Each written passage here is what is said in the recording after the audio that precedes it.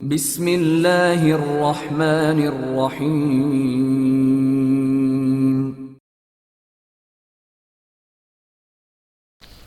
بوغا Imran series, مصنف ابن صفی۔ چوتھا باب، خطرناک جواری۔ صفدر کی آنکھیں حیرت سے پھیل گئیں، کیونکہ وہ 100% بالی ہی کی تصویر تھی اور اخبار کے پہلے ہی صفحے پر شائع ہوئی تھی، لیکن وہ تو کسی لاش کی تصویر تھی جس کی شناخت نہ ہو سکنے کی بنا پر خبر کے ساتھ تصویر بھی شائع کی گئی تھی۔ خبر کے مطابق لاش ایک نائٹ کلب میں پائی گئی تھی، لیکن ابھی تک مقامی پولیس نہ تو مقتول کے نام سے واقف ہو سکی تھی اور نہ ہی اسے قاتل کا سراغ مل سکا تھا۔ صفدر نے اخبار میں اس پر ڈال دیا اور سوچنے لگا، کیا اسے عمران نے قتل کیا ہوگا؟ پورٹ سعید میں یہ اس کا چوتھا دن تھا اور یہ 4 دن کچھ اس انداز میں بسر ہوئے تھے کہ وہ خود کو الف لیلہ کا کوئی کردار سمجھنے پر مجبور ہو گیا تھا۔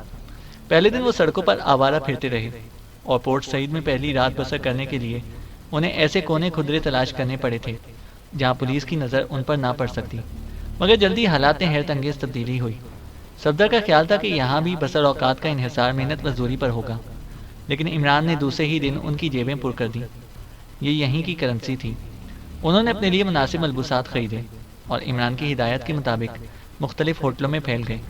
جوزف کے علاوہ سبھی نے کوشش کی تھی کہ عمران انہیں اس ذریعے سے آگاہ کر دے جو ان کی مشکلیں آسان کرنے کا باعث بنا تھا، لیکن عمران نے اپنی زبان بند ہی رکھی تھی۔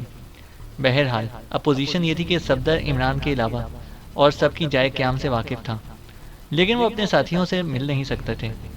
اس کے بارے میں عمران کی خاص ہدایت تھی کہ وہ ایک دوسرے سے اس وقت تک نہ ملیں جب تک کہ خود عمران اس کے لیے نہ کہیں۔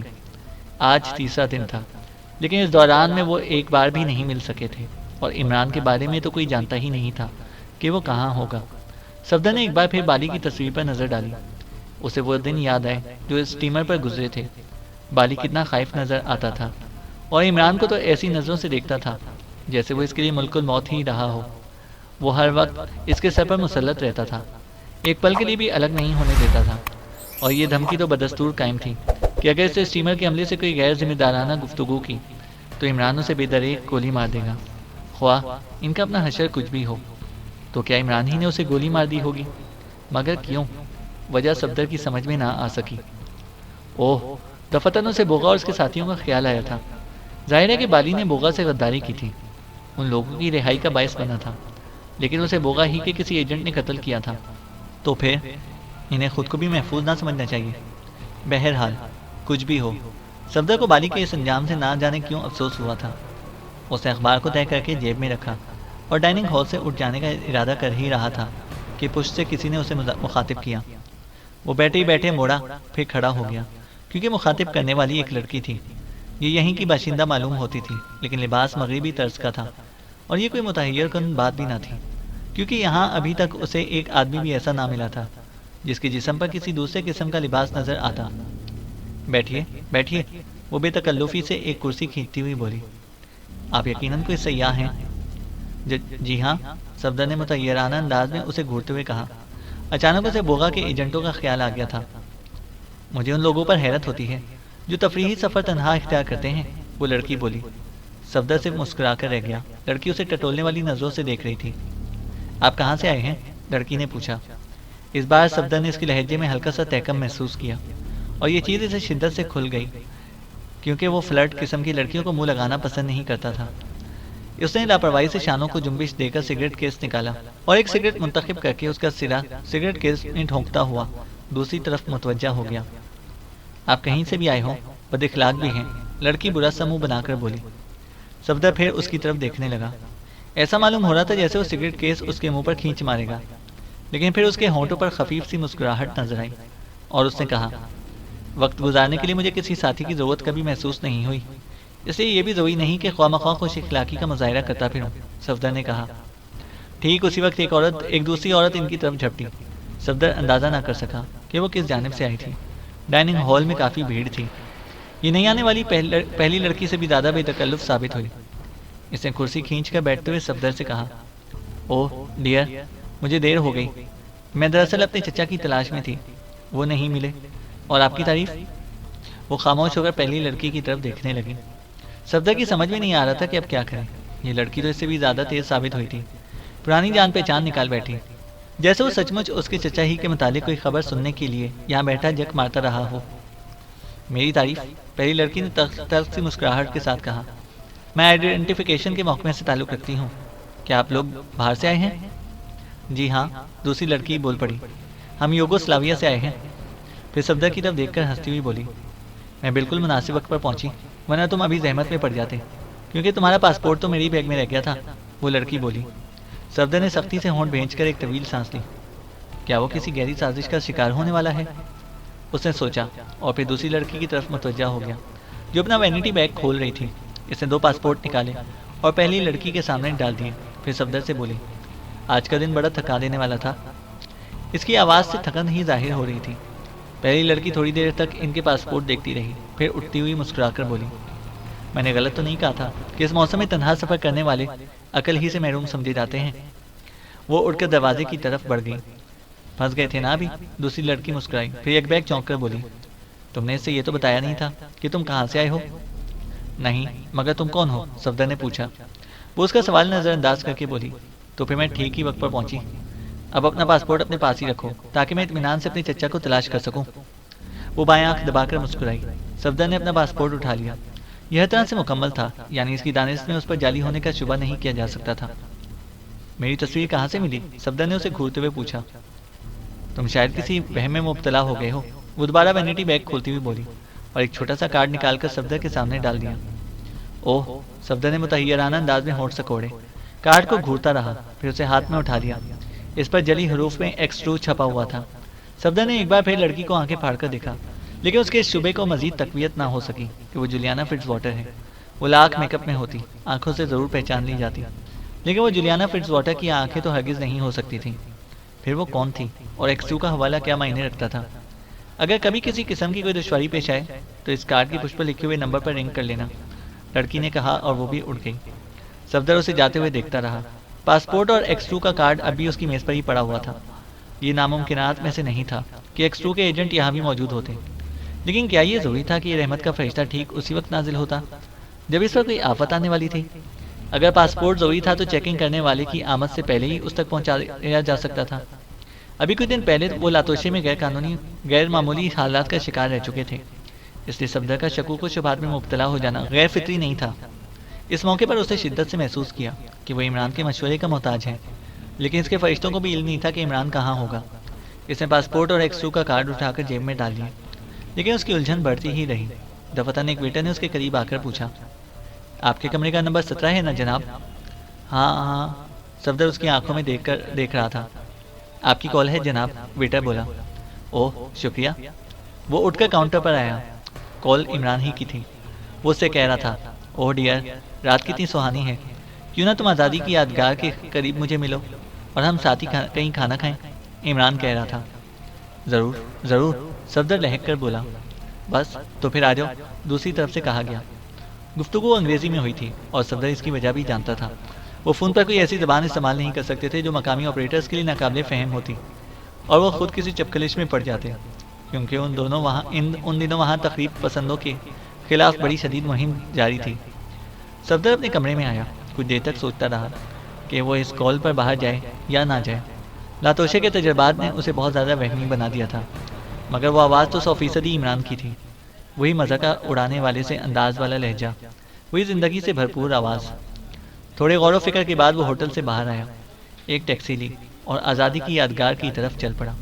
عمران اسی کا منتظر تھا، لیکن تنہا نہیں۔ اس کے ساتھ ادھیڑ عمر کا ایک مقامی آدمی بھی نظر آیا۔ صفدر نے بہت دنوں بعد اسے آدمیت کی جامع میں دیکھا تھا، یعنی اس کا لباس خوش سلیقگی ہی کی حدود میں نظر آیا تھا، مگر چہرے پر حماقت کے آثار کیوں نہ ہوتے؟ یہ آثار اس وقت تو اور زیادہ گہرے نظر آتے تھے جب عمران خود کو ایک نہایت شریف اور سلیم الطبع آدمی پوز کرنے کی کوشش کرتا ہو۔ ہیلو، عمران صفدر کو دیکھ کر 2-4 قدم آگے بڑھایا۔ اوہ، یہ بھی عجیب اتفاق ہے کہ تم اس طرف دکھائی دے رہے ہو، سمجھ میں نہیں آتا کہ کس طرح خوشی کا اظہار کروں۔ بڑے موقع سے آئے، عمران نے کہا۔ صفدر نے محسوس کیا کہ دوسرا آدمی کچھ بیزار سا نظر آنے لگا ہے۔ اس نے پہلے ہی صفدر کو اس طرح گھور کر دیکھا تھا جیسے اس کی ذات سے اسے کوئی نقصان پہنچنے والا ہو۔ پھر عمران بوڑھے سے اس کا تعارف کرانے لگا۔ صفدر نے دھیان نہیں دیا کہ یہ تعارف کن الفاظ میں تھا۔ اس کے بعد وہ صفدر میں سے بولا، بھائی کہتے ہیں کہ 1 کے 4 ہو سکتے ہیں۔ گفتگو انگریزی ہی میں ہو رہی تھی۔ میں سمجھا نہیں، صفدر بولا۔ وہ ہاں، عمران نے سڑک کے پار سامنے والی عمارت کی طرف اشارہ کیا اور صفدر کی نظر روشن حروف والے سائن بورڈ پر پڑی۔ یہ شاید کمار خانہ تھا۔ صفدر پھر عمران کی طرف مڑا۔ میں سمجھ نہیں سکتا، عمران تشویش کن لہجے میں بڑبڑایا اور بوڑھا تڑ سے بولا، ستاروں کا کھیل، مقدر کا کھیل، میں ٹرک جانتا ہوں، تم انہیں لوٹ لوگے صرف چوتھائی کمیشن پر۔ صفدر سوچنے لگا کہ آخر وہ وہاں رک کر بوڑھے سے کیوں سر کھپا رہا ہے۔ ظاہر ہے کہ وہ اسی کمار خانے کا کوئی ایجنٹ ہوگا۔ پھر سوچا ممکن ہے اس کے انتظار کی زحمت سے بچنے کے لیے وقت گزاری کے طور پر اس سے الجھ پڑا ہو۔ ختم بھی کیجیے، صفدر بولا، ظاہر ہے کہ ہمیں ان چیزوں سے کیا دلچسپی ہو سکتی ہے۔ واہ، ہو کیوں نہیں سکتی، عمران نے سر ہلا کر کہا۔ ایک کے چار، ذرا سوچو تو، اور چار میں سے صرف ایک نہیں، ایک انہیں دینا پڑے گا۔ کنفیوشس نے کہا ہے کہ ایک سے چار بھلے، خیر تین ہی صحیح، ایک تو یہ لے جائیں گے۔ میرے پاس اتنی رقم موجود ہے کہ اسے چار سے ضرب دینے پر ہنری فورڈ کا بھی دیوالیہ نکل سکتا ہے، عمران نے کہا۔ صفدر نے سوچا کہ بحث بیکار ہے، جو کچھ اس نے ٹھان لی ہے اس کے خلاف نہیں کرے گا، لیکن ساتھ ہی صفدر نے یہ بھی محسوس کیا تھا کہ عمران اس سے بھی متوقع ہے کہ وہ اس موضوع پر زبان ہلانے میں کاہلی نہیں برتے گا، لہٰذا اس نے یوں ہی رواداری میں کہا، جب یہ ٹرک جانتے ہیں تو خود ہی کیوں نہیں ٹرائی کرتے، ایک کی بجائے چاروں ہی ان کے ہوں گے۔ ہشت، عمران آہستہ سے بولا، ایسی تدبیر نہ بتاؤ جس سے ہم گھاٹے میں رہیں۔ یہ بات اتنی آہستگی سے بھی نہیں کی گئی تھی کہ بوڑھا اسے سن نہ پاتا۔ وہ ہنسنے لگا اور بولا، آپ نہیں جانتے، میں خود وہاں قدم بھی نہیں رکھ سکتا، اگر مالک کی مجھ پر نظر پڑ گئی تو اٹھوا کر باہر پھینکوا دے گا۔ جی ہاں، وہ بوڑھا بولا۔ کیوں؟ صفدر نے پوچھا۔ میں وہاں ملازم رہ چکا ہوں، ان تدبیروں سے واقف ہوں جن کے ذریعے جیبیں خالی کرا لی جاتی ہیں، وہ آدمی بولا۔ ارے بھائی، تو تدبیر بتاؤ نا، عمران نے بے صبری ظاہر کی۔ مگر اسی شرط کے ساتھ کہ جیتی ہوئی رقم کی چوتھائی میری ہوگی، اس بوڑھے نے کہا۔ بالکل منظور ہے، عمران نے کانپتی ہوئی آواز میں کہا۔ کہو تو تحریر دے دوں؟ نہیں، بس آپ کی زبانی کافی ہے موسیو۔ اچھا، آپ لوگ یہیں ٹھہریے، میں کارڈ کا انتظام کرتا ہوں، بوڑھے آدمی نے کہا۔ کیسا کارڈ؟ صفدر نے پوچھا۔ داخلے کا کارڈ جناب، ہر ایک کا داخلہ ممکن نہیں ہے، صرف یہاں کے معززین ہی ملتے ہیں۔ کارڈ ایشو کرنے والا میرا دوست ہے، آپ سے ملی ہوئی رقم میں اس کا بھی حصہ ہوگا، بوڑھے نے کہا۔ جلدی کرو یار، عمران وہ کھلائے ہوئے لہجے میں بولا، اور بوڑھا سڑک پار کر کے دوسری طرف چلا گیا۔ اس کا کیا مطلب ہے؟ صفدر عمران کی طرف مڑا، پھر جلدی سے بولا، یہیں ٹھہریے، اب مجھے مطلب پوچھنا پڑے گا، یعنی کہ، عمران نے کہا۔ صفدر نے اسے آگے نہ بڑھنے دیا، اس نے پاسپورٹ کی کہانی چھیڑ دی۔ عمران خاموشی سے سنتا رہا، پھر بولا، یہاں ایکسٹرو بے بس نہیں ہے، حقیقت تم پریشانی میں مبتلا ہو جاتے اگر پاسپورٹ وقت پر نہ پہنچتا، عمران نے کہا۔ تو وہ ایکس2 کی ایجنٹ تھی؟ صفدر نے پوچھا۔ یقیناً، عمران نے کہا۔ چلنا میں وہ کچھ سوچتا رہا، پھر بولا، شاید آج رات ہم لمبا جوا کھیلیں گے، عمران نے کہا۔ ضرورت ہی کیا ہے؟ صفدر جھنجھلا کر بولا، ابھی کل تک کوڑی کوڑی کو محتاج تھے، آج جوا کھیلا جائے گا؟ بزنس، عمران دیدے نچا کر بولا۔ پیسے کو بڑھنا ہی چاہیے، ورنہ آدمی رہا باسوری کا مریض ہو جاتا ہے، عمران نے کہا۔ آپ کو یقین ہے کہ پیسے بڑھ ہی جائیں گے؟ صفدر نے کہا۔ ارے یار، کیا تم بالکل بہرے ہو؟ عمران جھنجھلا کر بولا۔ کیا تم نے سنا نہیں کہ وہ کیا کہہ رہا تھا؟ صفدر نے سر پیٹ لینے کا ارادہ ملتوی کر کے ٹھنڈی سانس لی اور بولا، کیا آپ نے شام کو کوئی اخبار دیکھا ہے؟ میں ہفتے میں صرف ایک بار اخبار دیکھتا ہوں، عمران نے کہا۔ بالی قتل کر دیا گیا، صفدر نے کہا۔ فضول باتیں نہ کرو، عمران نے تشویش کن لہجے میں کہا، اور پھر ایک بیگ چٹکی بجا کر بولا، پرواہ نہیں، لیکن تمہیں کچھ نہ کچھ تو ضرور کرنا چاہیے، مطلب یہ کہ تفریح۔ وہ بوڑھا لڑکیوں کی بات بھی کر رہا تھا، عمران نے کہا۔ عمران صاحب، خدا کے لیے بور نہ کیجیے، صفدر بولا۔ خیر، تو پھر جوا ہی صحیح، عمران نے کہا۔ کیا میں اپنا سر کسی دیوار سے ٹکرا دوں؟ صفدر بولا۔ بہتر ہوگا کہ تم اس چمیلی کے تیل کی مالش کراؤ، ورنہ یہاں بوٹ پالش تک کی نوبت آ سکتی ہے۔ اچھا خاموش، بوڑھا واپس آ رہا ہے، عمران بولا۔ میں تو ہرگز نہ جاؤں گا، صفدر چھلائے ہوئے لہجے میں بولا۔ خدا تمہارے حال پر رحم کرے، عمران نے ٹھنڈی سانس لے کر مغموم لہجے میں کہا۔ اتنے میں بوڑھا قریب پہنچ گیا اور وہ دونوں خاموش ہو گئے۔ ایک بات اور مسٹر، بوڑھا انگلی اٹھا کر بولا، ہنسوں کے دائرے ہی کا والا کھیل کھیلیے گا، ورنہ میں ذمہ داری نہ لے سکوں گا۔ جو تم کہو گے وہی ہوگا، عمران نے سعادت مندانہ لہجے میں کہا۔ اچھا، تو تدبیر سنیے۔ دائرے پر دو طرح کے ہنسے ہوں گے، سیاہ اور سرخ۔ سرخ نمبر ہی جیت کے نمبر ہوتے ہیں، یعنی نمبر کی دوگنی رقم، اور جتنی رقم آپ نے داؤ پر لگائی ہے اس کی دگنی رقم سے اسے ضرب دیا جائے گا۔ مثلاً آپ نے 10 شلنگ لگا کر سوئی گھمائی اور وہ سرخ رنگ کے نمبر 4 پر رکی تو 4 کے 8 بنیں گے، اور 8 کو 10 سے ضرب دینے پر بنے 80 شلنگ۔ بوڑھے نے کہا 10 کے 80 شلنگ؟ عمران حیرت سے آنکھیں پھاڑ کر بولا۔ وہ پرلے درجے کا بیوقوف نظر آ رہا تھا۔ بوڑھے نے کنکھیوں سے صفدر کی طرف دیکھا۔ غالباً اسے خدشہ تھا کہ کہیں وہ اسے عقلمند سمجھنے کی دعوت نہ دے بیٹھے۔ ارے یار، تو اب ٹرک بھی بتاؤ جلدی سے، عمران ہاتھ ملتا ہوا بولا۔ سنیے، آپ کو یہ ٹرک اس طرح استعمال کرنی ہوگی کہ وہاں کسی کو شبہ نہ ہو سکے، بوڑھے نے کہا۔ عمران نے صفدر کو خاموشی رہنے کا اشارہ کیا، ورنہ اس کا دل چاہ رہا تھا کہ بوڑھے کی گردن دبوچ کر زمین سے اٹھا لے۔ کہہ بھی چکو یار، عمران بڑبڑایا۔ جس نمبر پر سوئی رکی ہوئی نظر آئے، بوڑھے نے آہستہ سے کہا، اس سے 1 نمبر پیچھے ہٹا کر اسے نچاؤ، سوئی سرخ ہی ہندسے پر رکے گی، بوڑھے نے کہا۔ اور اگر انہوں نے پیچھے نہ ہٹانے دیا تو؟ صفدر آنکھیں نکال کر بولا۔ عیب کے لیے بھی ہنر ضروری ہے، بوڑھا بایاں دبا کر بولا۔ آپ ظاہری کیوں ہونے دیں گے کہ آپ نے سوئی دانستہ پیچھے کھسکائی ہے؟ بس کسی اناڑی کی طرح کانپتا ہوا ہاتھ سوئی کی طرف بڑھائیے۔ ظاہر ہے کہ اس طرح غیر ارادی طور پر آپ کی انگلی سوئی سے لگ کر پیچھے کھسکا سکتی ہے۔ کون اعتراض کرے گا اس پر؟ ویسے آپ کسی کو اتنا موقع ہی کیوں دیں گے کہ اسے مات کر سکے؟ بوڑھے نے کہا۔ دیکھو ٹھیک سے کانپ رہے ہیں نا؟ دفعتاً عمران نے اس کے چہرے کے قریب ہاتھ لے جا کر کہا، اور وہ بکھلا کر پیچھے ہٹ گیا اور پھر ہنس کر بولا، جی ہاں بالکل ٹھیک ہے، یہ لیجیے card, wish you good luck. لیکن ٹھہریے، ایک بات اور، مجھے دھوکہ دے کر نکل جانے کی کوشش فضول ہوگی۔ اندر میرا ایک خاص آدمی موجود ہے، آپ کی ہار یا جیت پر وہ نظر رکھے گا، اسے بھولیے گا نہیں۔ صفدر کو پھر تاؤ آ گیا، لیکن عمران نے اسے اس بار بھی خاموش رہنے کا اشارہ کیا تھا۔ کچھ دیر بعد وہ سڑک پار کر کے کمار خانے میں داخل ہو رہے تھے۔ صدر دروازے پر ایک باوردی چوکیدار نے ان کے کارڈ دیکھے۔ اندر پہنچ کر جوزف کو ایسا محسوس ہوا تھا جیسے کسی پاگل خانے میں گھس آیا ہو۔ ایک آدمی فرش پر سر کے بل کھڑا تھا اور دوسرا اس کے قریب ہی بیٹھا منت سماجت کر رہا تھا۔ اے بھائی، خدا کے لیے اب سیدھا ہو جاؤ، میں معافی چاہتا ہوں، آئندہ تیری خدمت میں گھٹیا سگریٹ پیش نہیں کروں گا۔ ایک گوشے میں ایک سنجیدہ صورت بزرگ ایک بکری کے گلے میں باہیں ڈالے دھاڑے مار رہا تھا، اور ایک طرف ایک آرٹسٹ ایک موٹے سے آدمی کی شفاف کھوپڑی پر برش سے رنگین تصویریں بنا رہا تھا۔ دو آدمی ایک دوسرے کے کان پکڑے تیزی سے اٹھ بیٹھ رہے تھے۔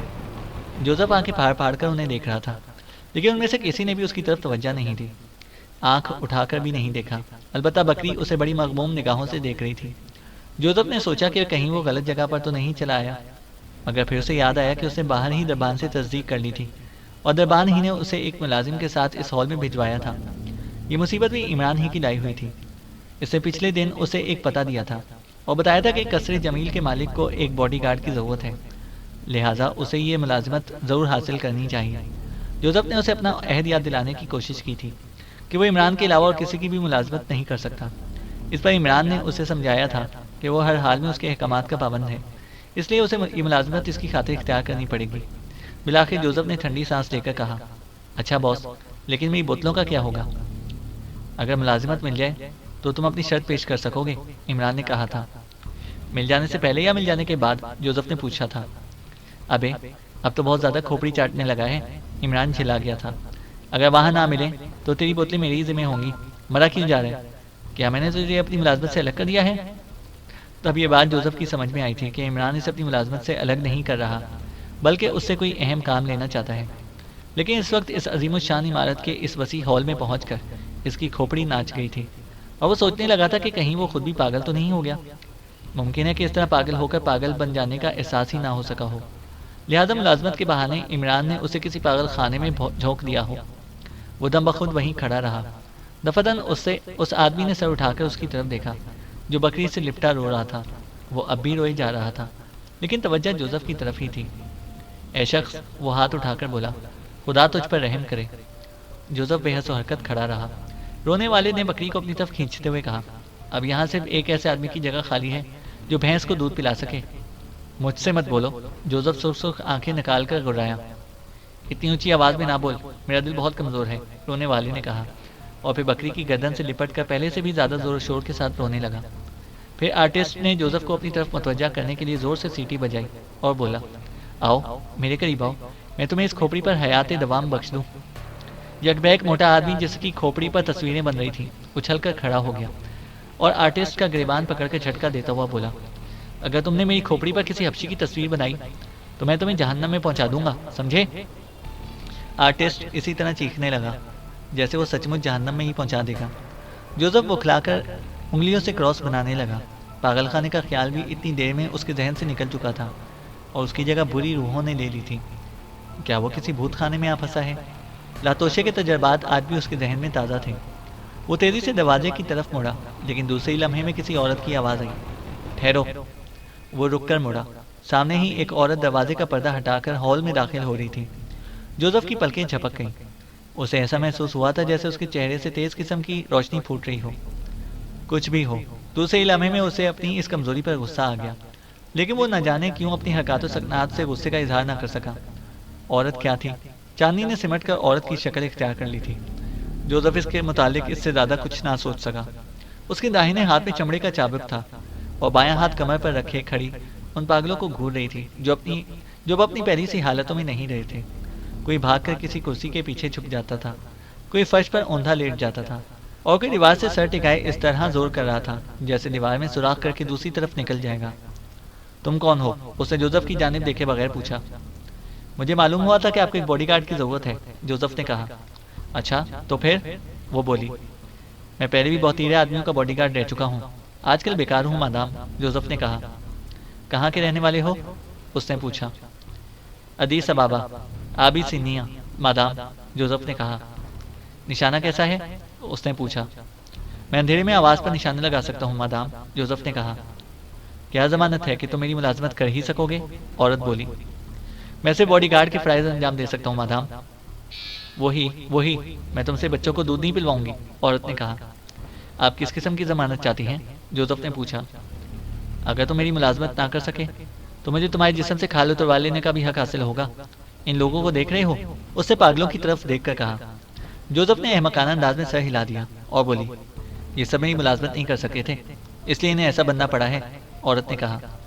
ہولی فادر، جوزف آہستہ سے بڑبڑایا۔ اس کی سمجھ میں نہیں آ رہا تھا کہ وہ بوڑھا آدمی بکری سے لپٹ کر دھاڑے مارنے پر کیوں مجبور ہے، اور وہ موٹا آدمی اپنی شفاف چندیا پر تصویریں کیوں بنوا رہا ہے، اور یہ سب اس عورت سے اتنے خائف کیوں ہیں۔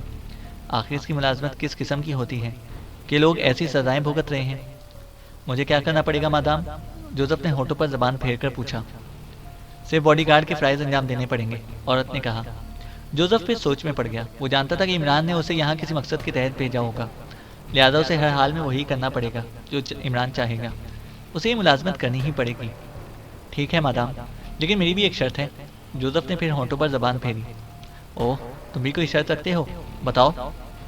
میں اسے پسند نہیں کرتا کہ میری بوتلیں گنی جائیں، اور نہ یہی مجھے اچھا لگتا ہے کہ پینے پلانے پر کسی قسم کی پابندی ہو۔ میں ہر وقت پیتا رہتا ہوں، جوزف نے کہا۔ لیکن اس وقت شاید چھٹی پر ہو، عورت نے مذاقہ اڑانے کے سے انداز میں کہا۔ نہیں مادام، بوتل میری جیب میں موجود ہے، جوزف نے کہا۔ ہر وقت پیتے رہنے والا باڈی گارڈ کے فرائض کیسے انجام دے سکے گا؟ عورت نے کہا۔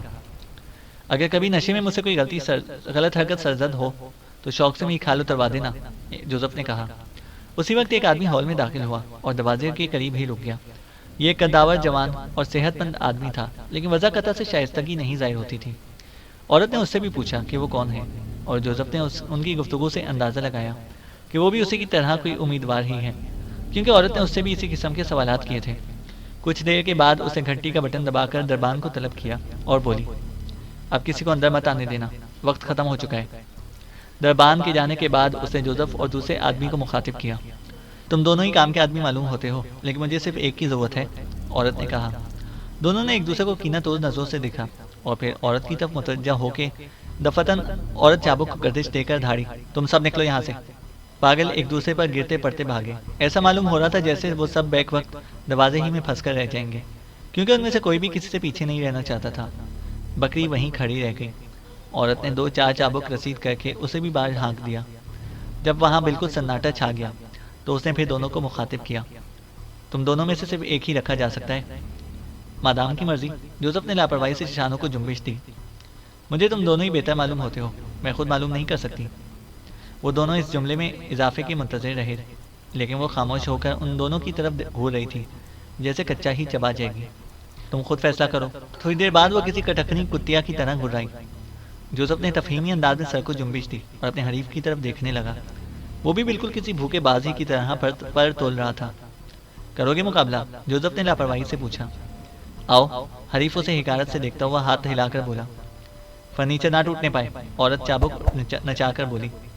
یک بیگ دوسرا آدمی جوزف پر ٹوٹ پڑا۔ جوزف جو کبھی پیشہ ور مکہ باز رہ چکا تھا، اس جیسوں کو کب خاطر میں لاتا۔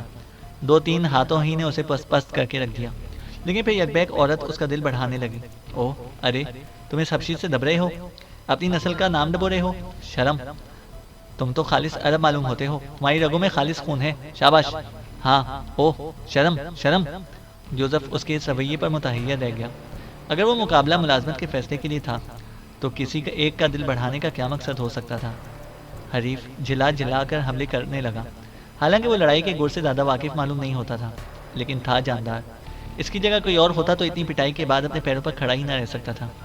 ایسا معلوم ہو رہا تھا جیسے وہ شکست پر موت کو ترجیح دینا پسند کرے گا۔